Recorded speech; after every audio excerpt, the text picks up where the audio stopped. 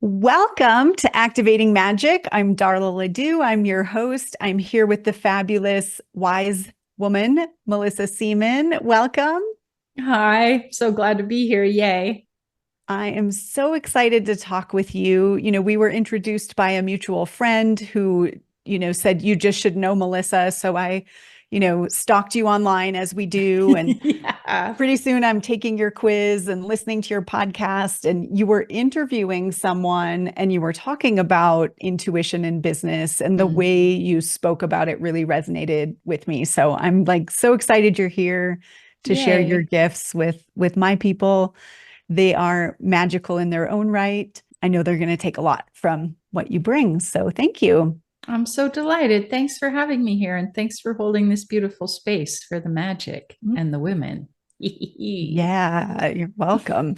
You said delighted, and delighted is my word of the season. So I'm Cool, glad you're perfect. delighted. We're going to have a delightful time. Delighted, darling.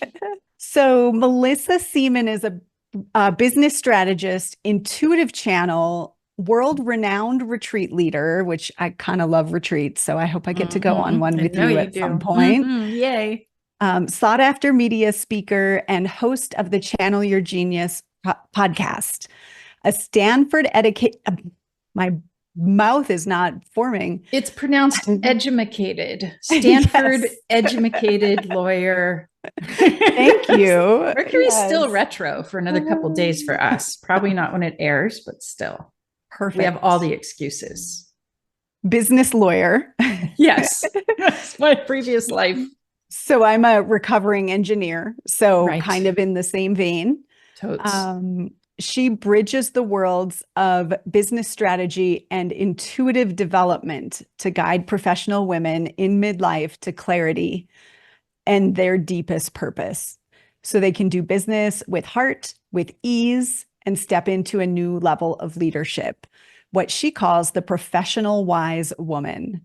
So I know people are already resonating with that description. And, I want to share some of the results Mellissa has guided her clients to. Everything from $6 million windfalls, which I definitely want to hear about, to creating fun business quizzes that go viral, and new careers that integrate their intuitive gifts with their logical side, or without losing respect, relationships, or revenue. So, Mellissa, I would love to start by just sharing with people your own journey to trusting your intuition, because I know stepping out of law or bringing that into law had to be a journey. It was a trip. So what happened was I was actually a happy little lawyer. I had my own practice. I was raising my kiddo. I had like a toddler in arms, and I'd moved from working for law offices to an in-house little office. I had a house near the beach in San Diego. I thought I had everything. I was a Catholic, and I was really a liturgist and retreat leader inside the Catholic Church. I was really into it. And then I gave birth to my daughter in the year 2000, Clarice, and I accidentally got psychic. I didn't believe in that stuff before. I mean, I could kind of feel God talk to me when, I've always been rather intuitive, creative person. I was always a theater geek and all that kind of stuff. But yeah, no, I had never had like spirit guides show up and talk to me and give me messages for people. And suddenly I could see people's layers of energy and manipulate them and for the highest good. And I was kind of thronged by all these non-embodied spirits, and then sorting them out like, okay, you all over here feel like you're in the highest good category, like you feel like God kind of does, and like then the rest of you over here can get lost. So basically I was overwhelmed with spiritual awareness and spiritual access and all these gifts that I didn't ask for, hadn't previously believed in.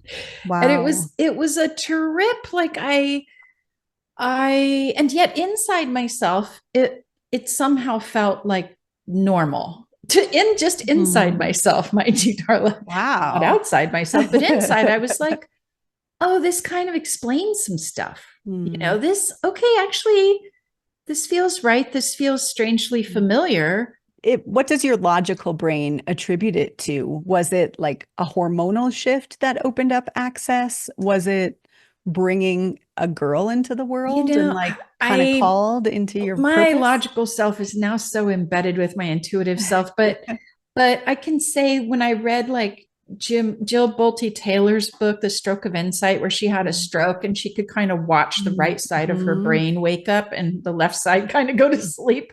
It was a little Mhm. bit like that. I could no longer analyze contracts like I did as I had to just farm all my clients out. I was like, I'm sorry, I can't think like a lawyer right now. I'm dealing with all this other hoo-ha. Mm. So, was it hormonal? I must have been, right? Hormonal, spiritual. I don't know. This is one of those spirit mystery things. Of course, my daughter, who's about to turn 24, takes full credit for it. Thank you very much, because she's like, yeah, I did that. I did that. I had to. You were too small. I blew you open so I could come through. Like she doesn't Oh have my any God, of I the love that. confidence issues that my generation had.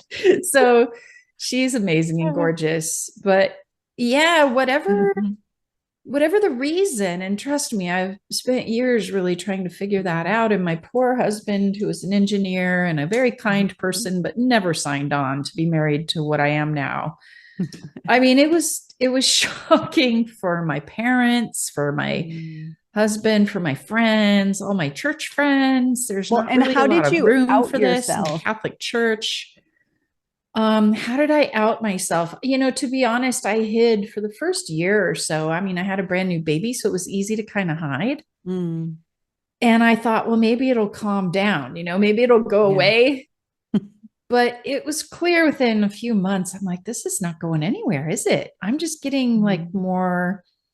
more into this and more able to organize all these spirit guides and to put them to work. And a lot of really Mm. cool things were happening. So I shifted my business model. I'm like, well, I can't be a lawyer. So I guess now I'm what?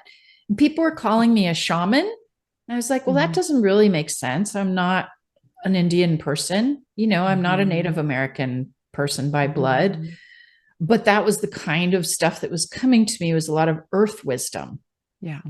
And I did what any like business lawyer would do. I opened up a storefront in the artsy area of town and called it San Diego Circle Shamanic Healing Arts Center, with my bestie who I had met after she admitted that she'd been going through all the same stuff that I was going through. So it's Mhm. an internet executive and a Wow. lawyer walk into a storefront and start a business, and you start holding women's circles and start channeling classes to Mhm. people, because we just didn't know that we couldn't do it. It was just Mhm. seemed like a good idea. Wow. Do you So think your having your own law firm helped? I think having a lawyer brain really has helped me a lot. Mhm. And I mean, at first it helped me to organize this stuff and to get very strict with spirit, because Mm. most people might not have that kind of gumption. Mm. But Mhm. I've never been easily intimidated by people with power and money. I grew up among people with power and money. So when I met powerful beings, I was also just like, yeah, well, y'all don't have bodies. So you kind of have to do what I say. And I'm only interested in working with the ones of the highest good, and the rest of you can get lost. And Mm. that really worked for me. And it wasn't until later, when I opened the San Diego Circle Center, that I started having like other metaphysical teachers come over, and they wanted to host classes there and stuff like that. And they would look at what we were doing and they're like, you can't just teach people to channel. We're like, well, why not? You can't just teach people to journey and shamanic journey. And we're like, yeah, we can. It's perfectly natural. It's working just fine. And they would say, whoa, we have a 5-year program to teach people to do those things. And I'm like, well, why? It's actually it's supernatural, and it's Mhm. super natural to us. Now you got to have protocols, and you got to respect, Yeah. the boundaries and all that stuff. But So did any of that scare you? I would go out and clear houses sometimes, because again, why Mhm. not? Right? Like people would say, I've got a haunted house. And there was one that was a poltergeist that was scratching people. And like the movies, like really Mm-hmm. dark shit. And when I heard about it, I got scared when I heard about it and they're like, we need your help. The kid's getting scratched up. I was like, Oh, wow. oh, that's terrifying. And then I got mommy mad. You know Mm. what mommy mad is? That's like, oh, hell no. Like that kid is not going to get scratched up, not on my watch. And that kind of mommy mad is more powerful than just about any force in the universe, as it turns out. So I just Mhm. aligned with the highest and went, this couldn't Mhm. possibly be in the highest good, that this innocent is getting hurt by something without a body, and Yeah. marched in there with all my ferocity and my groundedness and my teams and Mhm. clean that sucker up. Wow. So there's times where I was scared, of course, I think it's only natural and reasonable to be Mhm. concerned. There was a time where my parents were scared that I needed an exorcism, right? Mm. Because that's the obvious answer if you're Catholic and somebody's Right. talking to voices that don't claim to I've be had Jesus. clients who have been taken as children to Oh, for an exorcism. Yes. right. And so I agreed to go see a psychiatrist of their choosing, and they chose the most conservative, pro life, like really somewhat Yeah. Catholic, very conservative psychiatrist. But even she couldn't really figure out anything wrong with me. She was just kind of fascinated. And she was like, wow, God has given you some really special gifts. And Hmm. I think my mom was a little disappointed there was nothing wrong with me at the time, but she came around eventually after I helped some friends of hers get well from dread diseases. She was like, Hmm. oh, well, I guess it's not evil. I'm like, cool. We can get Amazing. along. Well, I It's was a journey, thinking as you of know. when you said, that people were coming in and saying, well, you can't just teach people this. And I remember in my own journey, I had a time where I was being really guided to use my hands in healing. And Yeah. I mean, I was like, my hands broke out in rash. It was like, Yeah. Yeah. pay Totally. attention, stop Totally. ignoring me. And I started Googling and researching and trying to find someone who would give me permission to do it, right? Like and nothing was resonating. And source kept saying, just do it, like you already know. And it was, I did a lot of free sessions where I didn't even know what I was offering, just like, hey, can I try something on you? And it was so clear, that Yeah. that source was working through me. Yeah. And I still spent quite some time going, yeah, but can I really do this? Is Is this this okay? allowed? Who's going to So, give me permission? right. Yeah. So Yeah. I'm guessing you see a lot of that in your world. I do a ton. Yeah, a ton, because I tend to work with people who have been well educated. In other words, Yeah. indoctrinated into logic and analytics, and which I also really love. Hey, I have not given up my Mhm. logical mind. No, thank you. Yeah. In fact, I'm actually someone who thinks spiritual things are here to serve us here on this planet in this life with real results. And that if it's something that's just distracting us Yeah. from this real life right now, the game that we're playing here on this planet, it's a distraction and it's not Mhm. helpful. Right. Like So I have to that's, do all these things before I'm allowed to do the thing or I'm here just like for. if we get really distracted with our own gifts and our, oh, I have such special past lives. And, oh, I'm talking to the aliens. And I'm like, okay, well, do the aliens have anything for us now? Well, no, but they're showing me how everything's. I'm like, no, get back in the body. We got work to do. We came here for these really potent times on the planet. That's what I Mhm. believe. And Yeah. escapism, spiritual escapism, Mhm. it's not my bag. Like I get that some other people might enjoy it. It's fun for them. And Yeah. that's okay. That's cool. But for me, it's like a waste of these gifts. Mm. Let's talk about gifts. Yeah. So you really help people to discover their gifts and to own them and make it really practical. Yeah. And so, when I went, I took your quiz. I don't know if you want to talk about, the soul gifts or if you want to talk Yeah. about the wise woman. Well, let me tell you, I mean, yeah, there's a couple different levels, and And we Darla, you've should already say that you experienced love some of it. quizzes. Right. Like we should Obviously, I tell do. I everybody that. love quizzes. I teach when I teach business for my wise women, my professional wise women, who are basically, they have businesses focused around their gifts. Quizzes are like at the top of the list of things that work so well for us. So of course I'm totally into them, but I also just love them as a conversation starter and a way to acknowledge deep, unacknowledged truths in a really fun way. So the soul gift quiz that you're referring to is kind of the first step on the journey with me. And it's free. You can go take it at soulgiftquiz.com. No big deal. It takes like 2 minutes. There's 7 questions. They have cute pictures. You know, it's one of those quizzes and it nails you.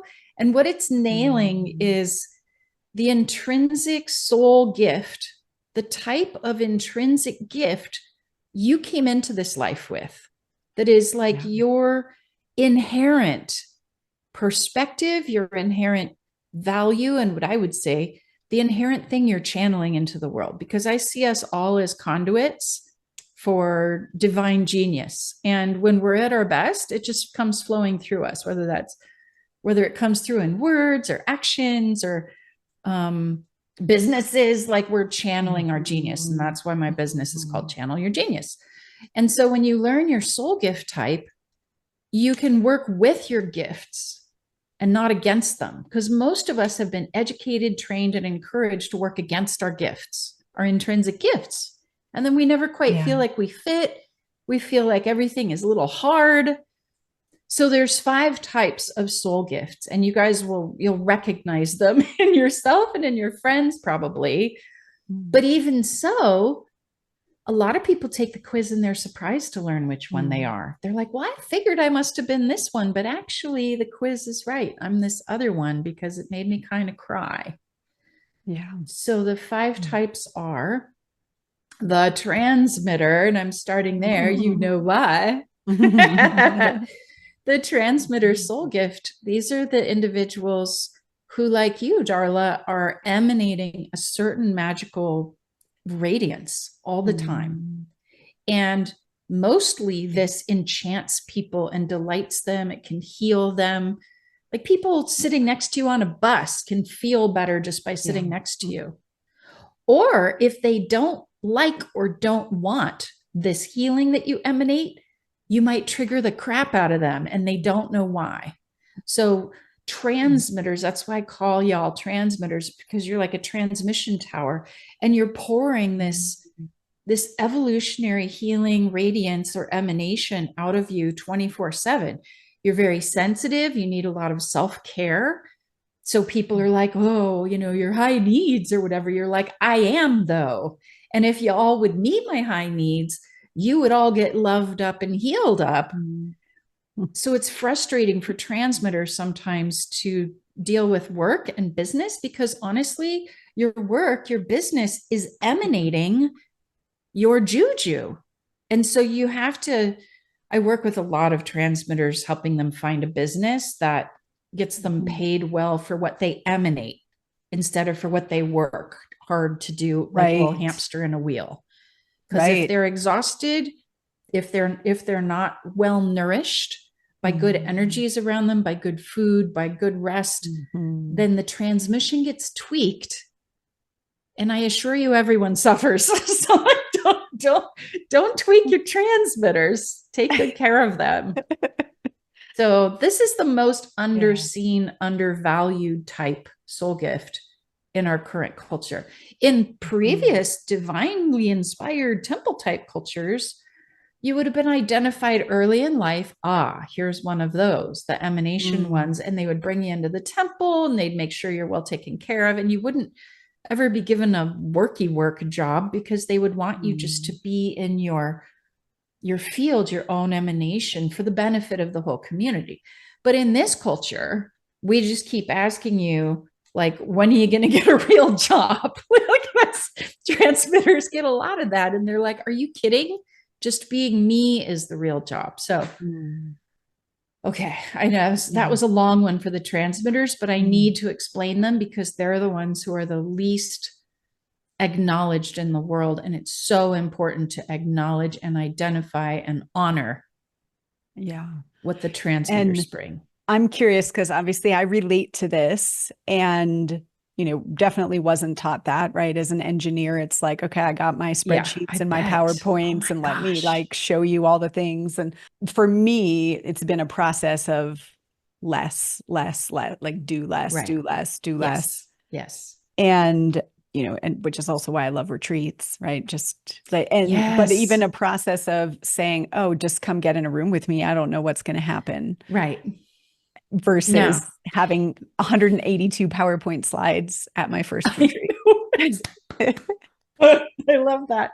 Yes. Yes. No, marketing can be very tricky for Yeah. transmitters because how do you put words to the ineffable? Mm-hmm. But you can. When you identify the perfect words for your unique transmission, then that's what you put on there. You don't have to say at the end of this retreat, you'll blah, blah, blah, blah, blah, PowerPoint. You get to find the right words and then you use kind of like code words, which I know you've done to some extent because I've seen your stuff. And then there's always more, and so, and as we get older and we women come into our wisdom years beyond menopause, our message, our core energy gets stronger. And you need to have consent from people to blast them with what you have. Like you notice this because people start going, wow, that's kind of a lot. Wow, I didn't know I was signing up for that. And so, but you can, when you find the right message, you can really draw in the right people because your brilliance gets stronger as you grow sager. So I love that. I should talk about the other 4 types too, I guess. But like, so I'm a messenger soul gift type. Messenger soul gift types were the kids, even as a kid, you were standing on the dining table at your house, declaring things, preaching things. I must sing you a song. I must tell you a story. We love our words. We tend to be natural teachers, mentors, guides. We use our words to channel wisdom that's otherwise hard to understand into words, and that's why so much of what I end up doing is basically copy editing, copyright stuff, like writing the words for my students and clients because they just come through me. That's just what I channel. So messenger types, with your messenger types, the way to take care of them is to listen to them. That's the number one thing they need, is to be heard. And you'll notice that messenger friends will get more irritated than any other type if they are interrupted.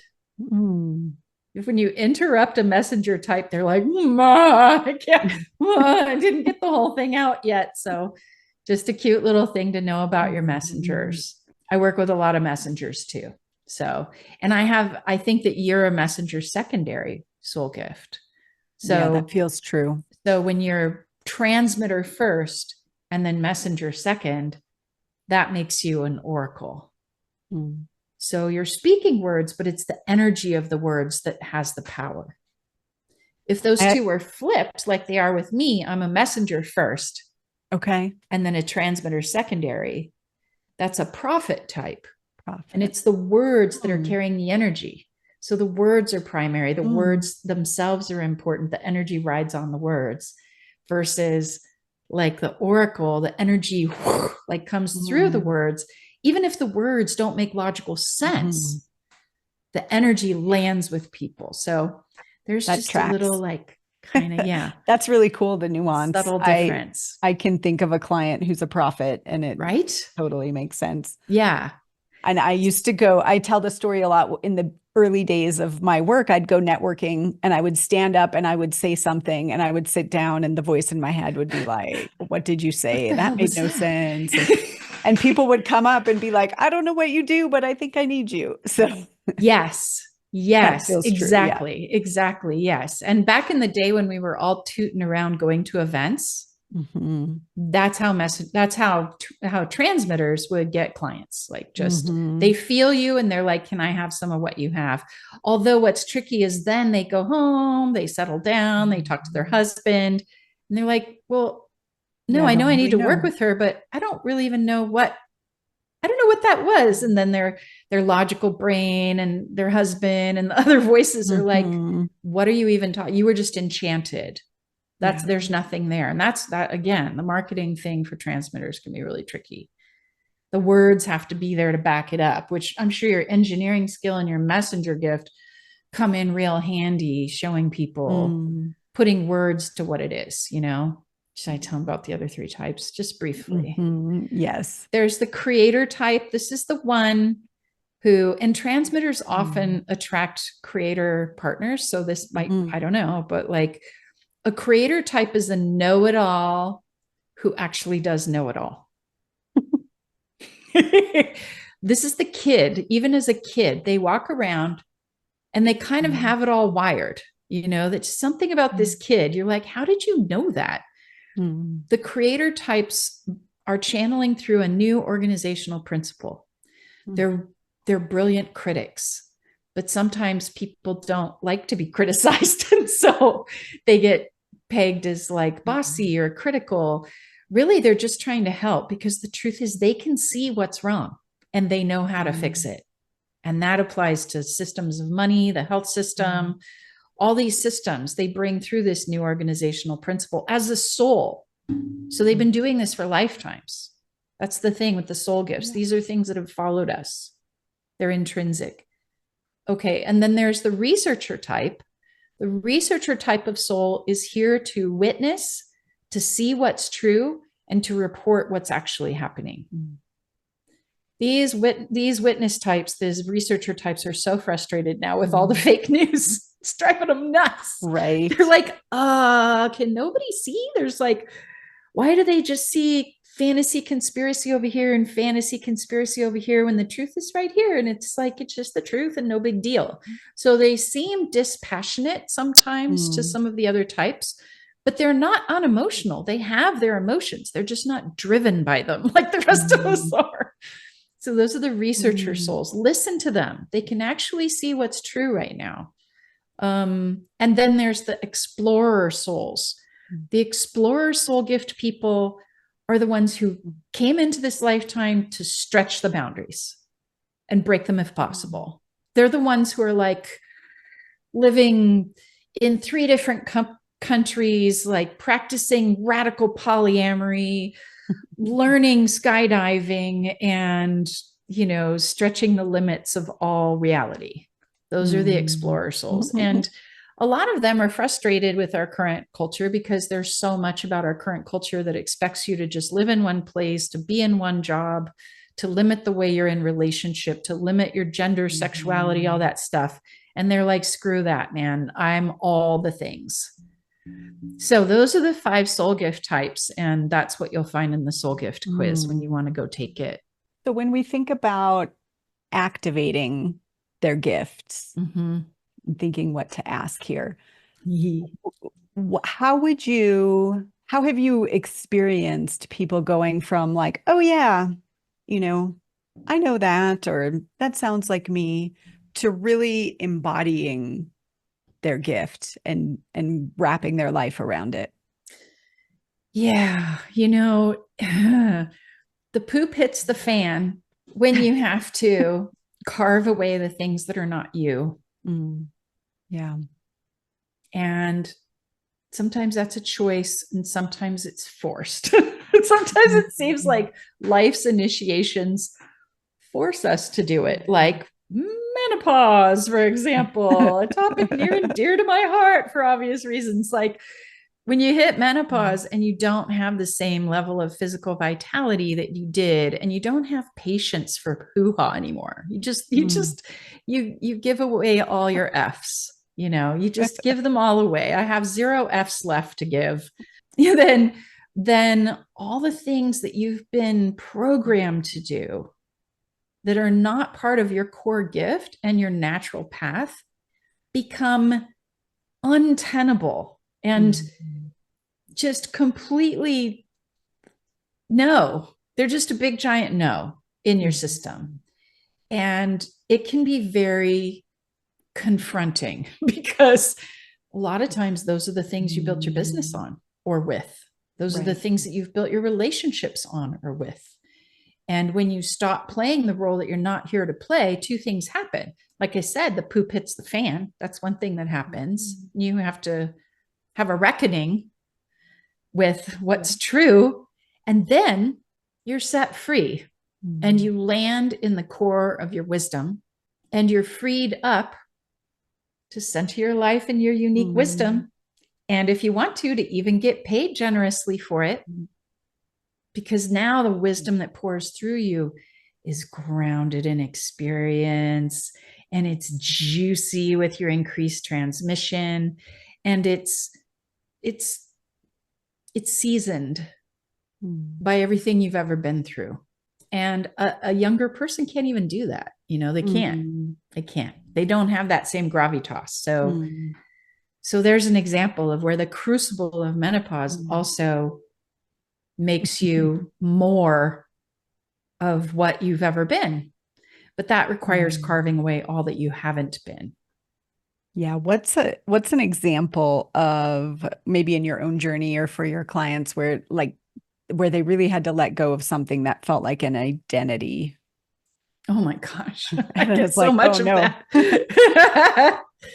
that. Wow. Okay. Wow. I mean, every single client I've ever had. Yeah. I have one client I'm thinking of that, because I just gave her a VIP day, so she's fresh in my mind. And she's been working with me for a couple years, and it's been a couple years that she went to private schools and all the things and did all the good girl stuff, and then rebelled from that stuff and did the other thing. And then she hit menopause, and she's been trying to be a hamster on a wheel and to create a business in the way that she would have her whole life, which is Facebook ads and complicated systems and lots of layers and levels and group programs. And and for the past couple of years, I'm I keep getting that the focus for you needs to be simpler and kind of elegant. Well, I know, but these people that I've been serving for so long, they really want me to continue all this stuff. And I'm yeah, I think it's going to be simpler. And the poop hit the fan for her. And she just recently went, okay, I'm done. I am done. Why am I doing this? Because the more that you serve the wrong people, the more they complain. The more they complain about your pricing, the more they question why you should be it's weird, but the answer, and this is something my teacher, my mentor taught me a long time ago, is when all your clients start complaining about your prices, it means you have the wrong clients and you need to double your prices. And I was like, that's terrifying. How can that be true? She's like, try it. Yeah. And so that's what this person did. And now, boom, she's landed in her high-level clients that are right for her. She's uniquely qualified to serve them because of her education, her pedigree, her experience. Her failures have prepared her for a much higher level of service and payment and a lot easier clients. Yes. So there's an example. So it's these crucibles are really hard, but boy, do they pay off, in all possible ways. Well, and I'm thinking, when you said that, I'm thinking, at some point that the crucible might be that it stops working, right? And everything, that's it, just tanks. Your body revolts. Yes. Your work starts to tank. The marketing's a different story, because we are in unprecedented times for marketing right now. Everybody is so afraid, so skeptical, so overwhelmed, so over it. Nobody reads email anymore. Nobody wants to even open your DMs. So that's a different story. And don't get me started, because that's a whole nother interview about quizzes. About quizzes, consensual, compassionate marketing systems, quiz-based and surveys, but also private podcast episodes, things that people have to ask for and then are related specifically to them. So it needs to be personal. It needs to be compassionate. It needs to feel intimate. And most of all, it needs to provide deep acknowledgement that's true. So like when you take the soul gift quiz, you'll notice, you'll be like, whoa, this isn't like most quizzes. This actually lands. And I'm like, whoa, you nailed me. And then you'll get follow-up that feels like, whoa, this is personal. This is real. So those are the kind of quizzes that I'm talking about, because a lot of them are dumb and those are also not working, obviously. Yeah, like if we're you also over it. get through the first 3 questions and you haven't learned anything. Yeah, or it's Thank just you. like boring or it's offensive, like those quizzes that start out with like, how much money do you make? And you're just like, oh yeah, bye. You're selling my information, like bye. We're over it. We're too smart for this stuff now. So the good news is that we intuitive women, we have an advantage. Agreed. Now. We have a nice big advantage because we can create those systems. We can create personal, intimate. We're flipping empaths. We know exactly what our people are going through. And so it's one of my big pennants that I wave, and what I teach in my business academy is like how to make those, because the other ones aren't even working. Yeah, like willing also to bring the humanity to it. Total humanity, intimacy, like real intimacy, into me see kind of intimacy, like to be willing to see into our clients' hearts and meet them there. Honestly. And I don't tell everybody, I'll flat out tell you that most of the explorers, people who get explorer on my soul gift quiz, I'm not the right person for them because they can't sit still to receive what I have. They need to do it all themselves. There's courses they can take and do it all themselves, and good luck, you know. There are certain types that aren't the fit. The ones that mostly that I work with are transmitters, messengers, creators to some extent, but even creators, they have to be willing to be coached. And a lot of creator types, until the poop really hits the fan, they do it all themselves, and they hammer because they're such good systems makers that it's hard for them to believe that someone else will step into their system and channel their words that match their system. Yes. I relate to that too. Right? I mean, yeah, it's hard. It's hard to hand over basically your baby of your business to someone who's an intuitive and a strategist who can see the whole thing. But once they've worked with me, they're like, oh, that's really cool. Like these are like my words. I'm like, well, yeah, I'm going to channel you your words. I'm not going to channel you my words. This is your business. You get your words for your system, for your business. Like, so we all get to learn to trust each other more. And that's one thing that I love about tracking and sharing these soul gifts, is that when you know, oh, my business partner is a creator type, I'm a messenger type, and my assistant is a transmitter. Okay, now I actually know a lot about how to work with these folks and how to communicate with them. And if you know, according to your own archetype system, you know, because everybody's got client archetypes, whether you've identified them or not. That's why I love taking people through making a quiz, because the first step is to identify your client archetypes. And once you know your client archetypes, you understand how to speak and sell to every one of those types in a way that they can really receive and feel like you know them and know that you're their person because you see them. In your journey, Mellissa, did you have your own kind of, I have to let go of something to step into something new all the time, in owning more of this? All the time. Like most recently, I mean, there's been clients that I've let go of course, because they're not, like, for a while there, I had a lot of young, rather inexperienced women joining my programs, and God bless them. I love them. I wish them well. But they were bringing down the vibe of the wise women who actually have already lived it. And so that's when I just said, you know what, my programs are for mature women. It doesn't mean that you were going to test your menopause at the door. I've got some younger women in there, but they tend to be old souls who've lived through a lot. Yes. But if you're really inexperienced and naive and super woo-woo, this is not the place for you. You don't need a Stanford trained lawyer. You go to one of the other things where you can be fanciful. So, you know, you always have to give up something. And then also, you know, I used to do more direct business coaching type stuff. And my guides at a certain point were like, we really need you to build kind of a mindset mystery school for these wise women, because there's these certain crucibles and initiations that they go through at each step of increasing their channel and their business. And so you need to map those out, and they need to have that support all along the way, because even if they have the right tools and information, if they don't go through the initiations with support, then they block themselves, right? And you do some of this, you know, this work.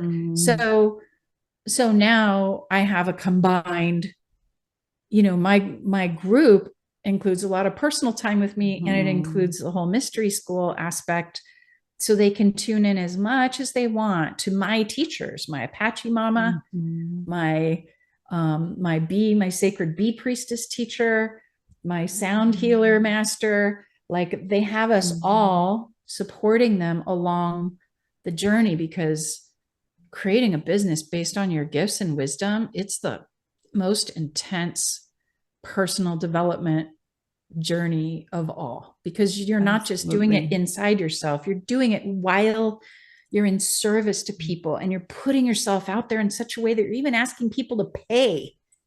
It just ups the intensity right of the whole self-worth journey. Yeah, big time. It's real deal, man. Mellissa, do you know your human design?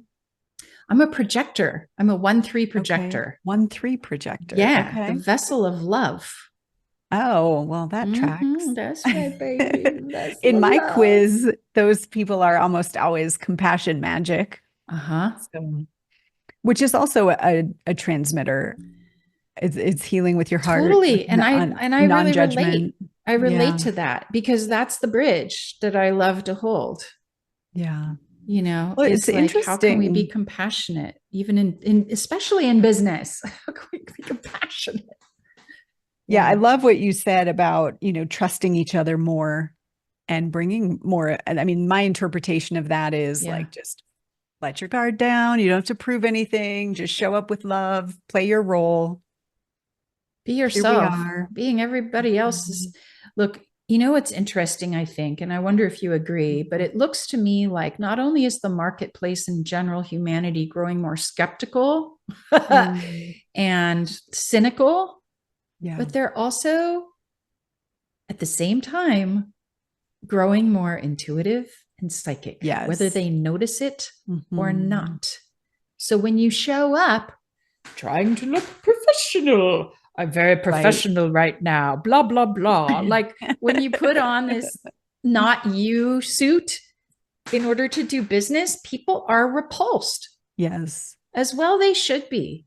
But a lot of us are so trained and so indoctrinated and so practiced at being this overlay, we don't even know we're still doing it. Oh my God. I went to this event once with these other like 7-figure entrepreneurs that I really respected. And it was like this small group thing. And I felt like the kid at the big kids table a little bit, you know, because I was kind of new to the club. And two of them, at one point you go around and you like give each other advice, knowing each other's work, you give each other advice. And I was so excited to get advice. Well, when it came to give me advice, one of them said, you know, Mellissa, I've noticed that in a lot of your videos, you almost have this like little girl thing going on. Like, it's a little cutesy, like giggly little girl thing. And then this other person that I deeply represent, that's interesting, respect, said, yeah, what is that? Are you hiding? Like, what are you hiding there? Do you really think? And then this guy, the first guy, said, yeah, what I think you're hiding is that you actually think that you're so much bigger and more powerful than your audience that you would scare them too much if you just were yourself, fully yourself. And she was like, yeah, that might be it, because this cutesy thing, like, you're already friendly, you're already down to earth, but why do you have to be cute? I was mortified. My face was like red and sweating. My heart was pounding. I was just like, oh, I just remember sitting there and breathing and just going, okay, thank you. Noted. Like I did after a play, and the director gives you notes and you're like, noted. You're just supposed to say noted. You're not supposed to argue or defend yourself. Uh-huh. And I just sat there burning. And afterwards, they both came up to me and were like, we're sorry that may have come across harshly, but it's that we admire you so much. And what you're teaching is so Mhm. important that if there's this little girl overlay Mhm. that gets in the way of your true power from emanating, we feel invested in you letting that go. And I like, oh my gosh, Darla, I was so, I don't know, I felt humiliated, but also really called out, in a good way. Yeah. And I just said, and I told them the truth, which is, I didn't know I was doing that. Mm. I don't know where to go to find that in myself. And now I'm scared to go live on Facebook. No, I'm scared to get on stage. But that's the How'd you handle beauty. it? That's the beauty of having mentors. They were sitting in the Totally. mentor seat in that moment. And I handled it the way I handle most things, which is like self care, hot tub time, and then some Mm. really strong intention setting and asking for help from my guides, Mm. from my own regular mentors, and saying, I'm done. Whatever they're pointing to here, I trust them that it exists. I'm Mm. done with it. What do I need to see to let it go? And then I had to like face a bunch of clearing work around, being scared of being seen as too big or intimidating or too Yeah. serious, or like we do, shamanic journey, this and that, and my healers and my energy clearers, because I got to have energy. I got to have Mhm. people clear me so that I can Yeah. keep other people clear. That's how that works. Mhm. So, yeah, I just did the work. And then something shifted. And I got to tell you again, like menopause has been so helpful with these things because I really don't care anymore. I'm willing to say poop Mhm. hitting fan on your show. I'm willing to say words that would otherwise make my previous teenagers roll their eyes. Mom, nobody says it anymore. I'm like, you know what? I no longer care what your generation thinks about my languaging. So, yeah, as Mm. long as I can bring the wisdom through that I came here to bring and help the wise women that I came here to help, lift Yeah. them up in the world, in their business, in their systems, in their marketing, in their power, in their channel, in their money, in their wealth, in their revenue. That's what I came here for. So everything else can move along. It sounds like really narrowing your focus to women in their wisdom years has been huge for you. It has been. Yeah, it's been a real blessing. And just like I tell my clients, like, even though I've narrowed it, guess what? There's a couple guys in our container. There's a Mhm. couple younger women in there too. There's people who are not so heavily gendered. And Mhm. but they all have one thing in common, and that is that they believe, like I do, that it's mature feminine wisdom that we need to foster now in our culture, in ourselves, and in our Yes. businesses. And so they're Mm. delighted to sit in a wise woman centered circle. Agreed so much. Okay, so we're going to share the quiz. What advice would you have for someone? The way that I think about this podcast specifically is the vibration, the transmission Mm-hmm. will reach the right people. Yeah. And often people who they know they're magical, they know they're here for bringing higher consciousness into this world, and maybe they feel alone, like the only Mm. one in their family, or they're still in that career, or Yeah. they're in the bro marketing circles where they Yeah. feel like the weird one and they can't really Oh my say goodness. what they do. Yeah. What Yeah. would you say to those people? I would say, first of all, there's hope, Mm. that there's a path ahead for you that bridges the worlds, that there's help here with me, with Darla, with others who are opening our arms to you and Mm. saying, don't worry, sister, I got you. I got your back, man. We know this path. Yeah. And I would say start at the beginning. Just start when you learn your soul gift with my quiz. You'll have the opportunity to enter your email if you want to. Otherwise, just press skip this step. And then you'll have me. If you want to ask me a question, just shoot me an email, because everyone's situation is different. And the biggest thing for you to know is that you are gifted. You are special, and so is everyone else. So if there's a way that I or we can help you on your own special path, don't be afraid to reach out. We're here to help you. Yeah. Beautiful. I have to say, in going through your course, and I bought your membership after I took the quiz. Mm. And one of the things I love, Mellissa, is you have sprinkled in there these very gentle offers to connect with you, Mm-hmm. take it deeper, and a variety of ways that people can take it deeper, whether they want to be Yeah. with you or they want to, do it themselves through Yeah. your coursework. Yeah. So I Everybody's love that. different. Yeah. Yeah. Oh, All thanks, right. Darla. Yeah. So go take the quiz, learn your soul gift. I would love to hear. Definitely let Mellissa know. I know there's a way where people can submit their gifts right Mm-hmm. in the little course, and you get that information. So Totally. I really appreciate that advice of don't be afraid to ask, to reach out. It can seem like people are so far away on the internet, Yeah. and yet it's like the point is that we're right here. Yep. No, we're not alone. We're here Yeah. together. Thank you so much for taking your time and sharing your wisdom. And I really, really appreciate you saying yes to this. And I look forward to loads of people taking your quiz, Mellissa. Oh, I Thank can't wait to you. meet your folks. Thanks. Thanks so much, Mhm. Darla. Bye, everyone.